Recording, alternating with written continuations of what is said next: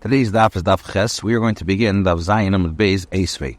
Eisvei, Rav Shmuel bar Abba asked a shaila to the opinion from a brisa that says that we said that we're going to learn forms of payment used for paying damages, repaying choiv, and paying a ksuba.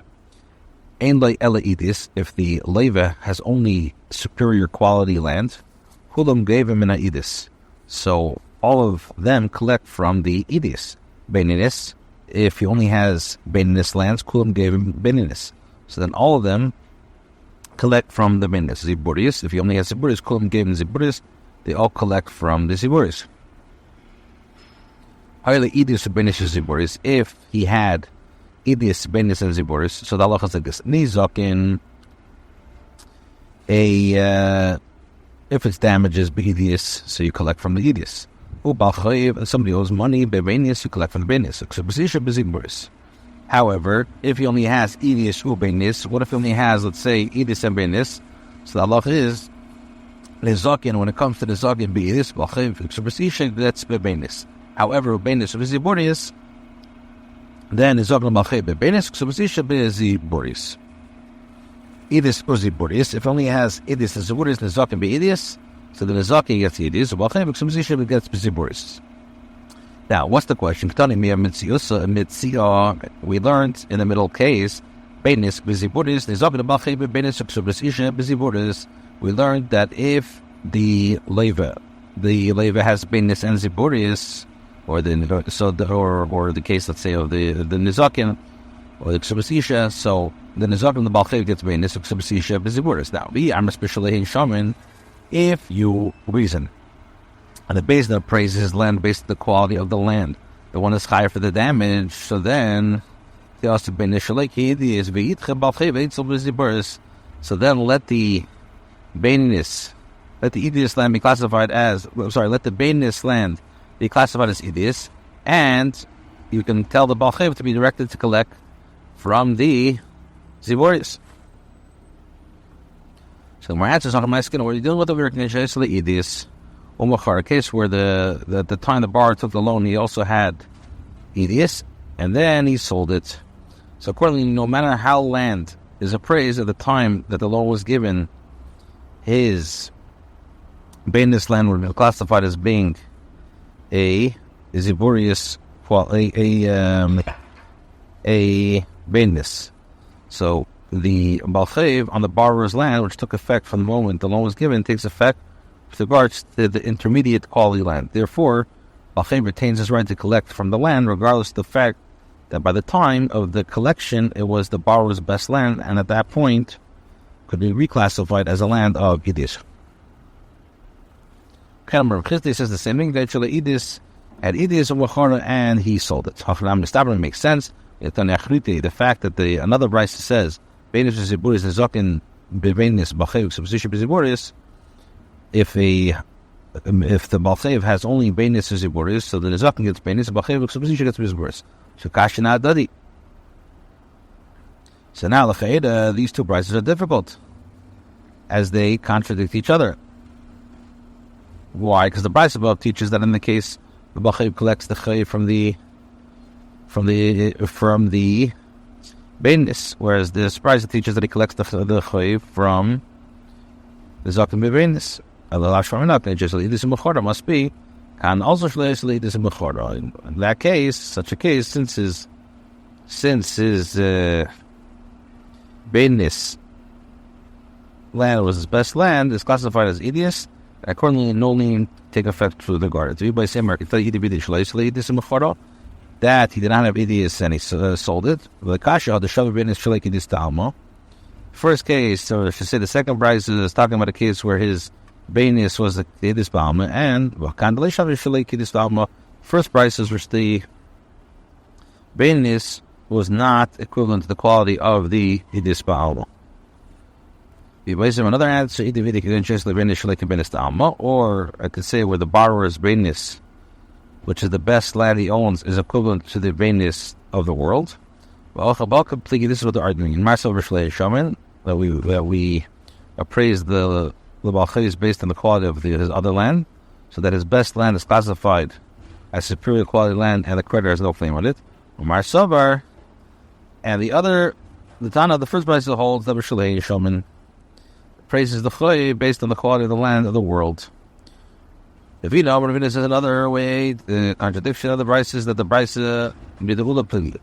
Disagrees with the brisa of Inu Bula, Doma Ula, Dvarteda Balchem Ziburis. Minateda Balchem against Ziburis, and Bachostami Yisha Shatesha Beyitz, Lachasari B'Dachutza. Which says you shall stand outside, and the man you have a claim against will bring his collateral out to you. What item would a person typically choose to bring out for use as a collateral and potential payment? Certainly it's most inferior of his kalem. The pasuk thereby indicates that a balchev collects from the ziburis. And the matam arabu balchev bebenis. So why did the chacham say that a balchev gets benis?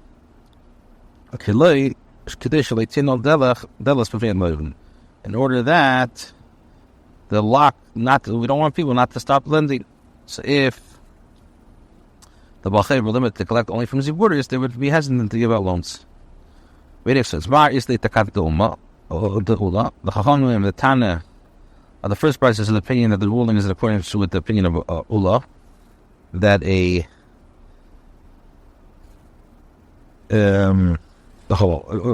that a balchev that's from Benis, while Leslie the Takat the Ula, and he holds you don't hold the Ula, and therefore you only get what Tartar says.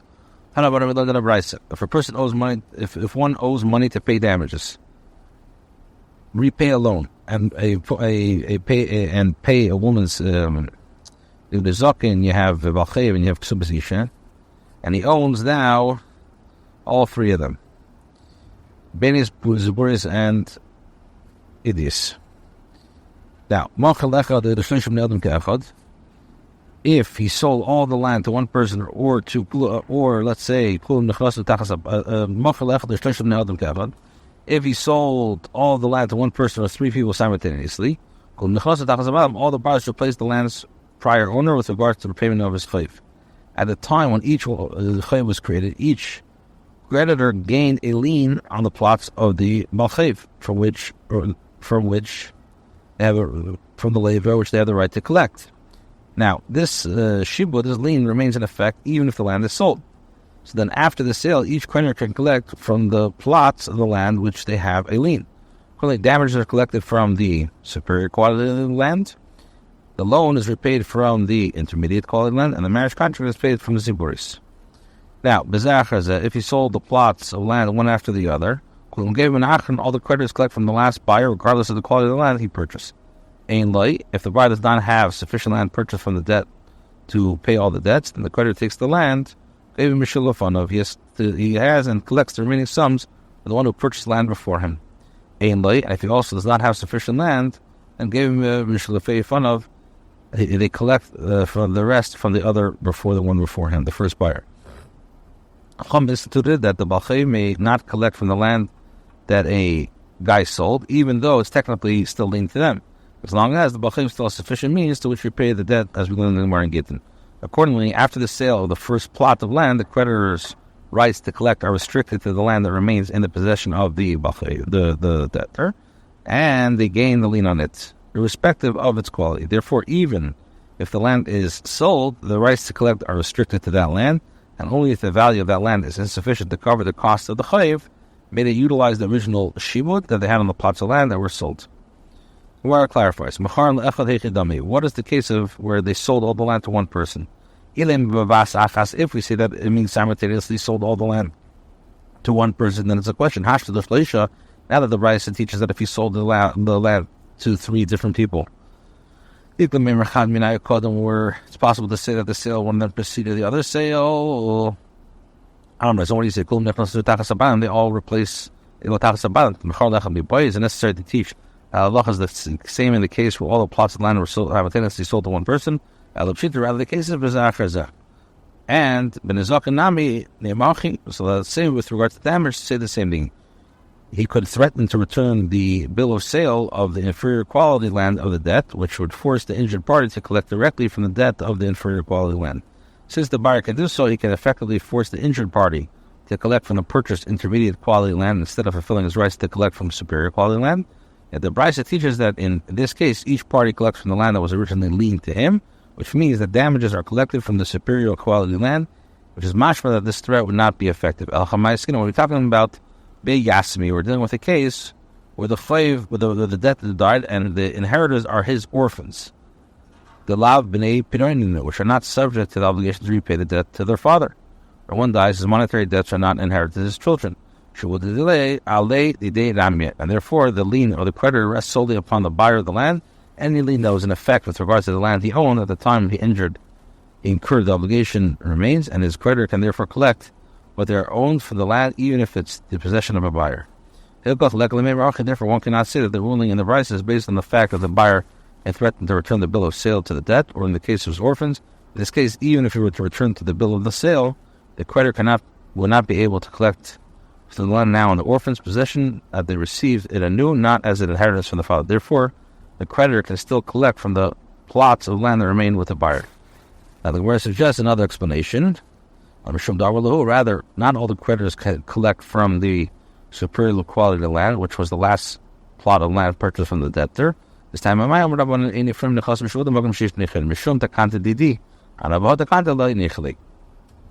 the reason why the Chacham said that one may not pay from lien property? Proper lien is a creditor that has been sold to the debtor. Where there's unsold property is due to an ordinance created solely for my benefit, that I should not be expected to pay the land I purchased from the debtor is still able to pay.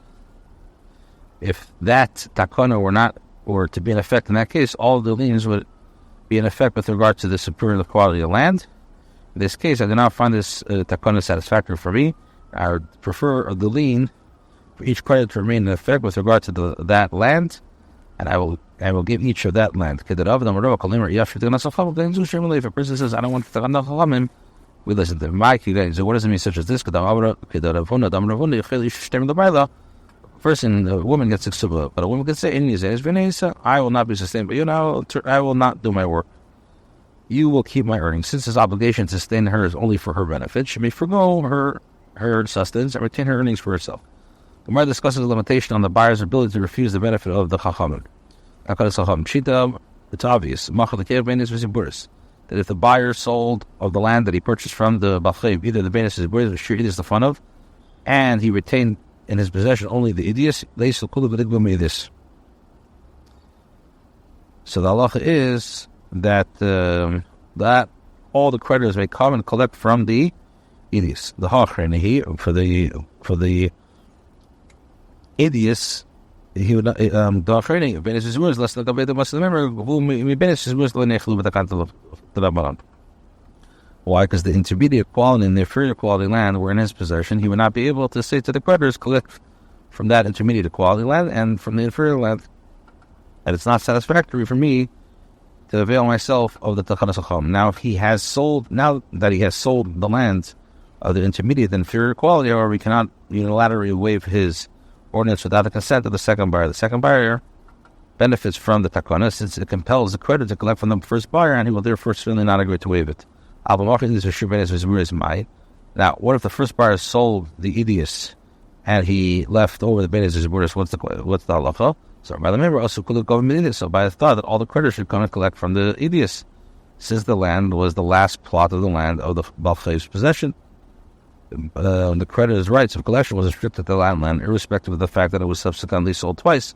From the Rabbi says, what was the first person sold to the second person in any sale? So any rights that will come into his possession. If from the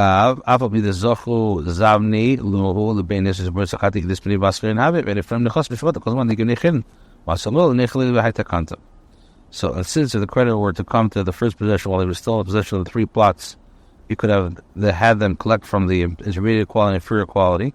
This is a law, even though when he initially purchased the intermediate quality and inferior quality land, superior quality land was still unsold property, as although there is a takana that one does not exact payment from the lien property where there is unsold property, the buyer could have said to them, I do not find this takana satisfactory to me.